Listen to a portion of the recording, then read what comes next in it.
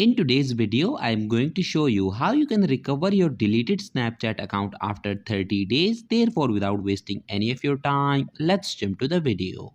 If you have deleted your Snapchat account and 30 days have passed, then it means that Snapchat account is now permanently deleted. So in order to recover such permanently deleted Snapchat account, you need to open your internet browser. Click on the search option and in the search bar type snapchat.com/support. Click on search. Scroll down and click on this contact us option. Now select the second option that says I cannot access my account. Then select the first option. Scroll down. Now in order to recover your deleted Snapchat account, you will be required to fill out this form. So first enter your Snapchat account username. Then enter the email address that was linked with your Snapchat account that you deleted permanently. After that, enter the mobile number that was linked with your Snapchat account.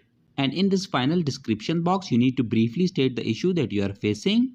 You have to provide the details why you deleted your Snapchat account and why do you want to recover it now. Once you have done that, click on the submit option. And once you click on submit, within the next 24 hours, your deleted Snapchat account will be recovered. So that was it for this video and I'll see you guys in the next one. Peace out.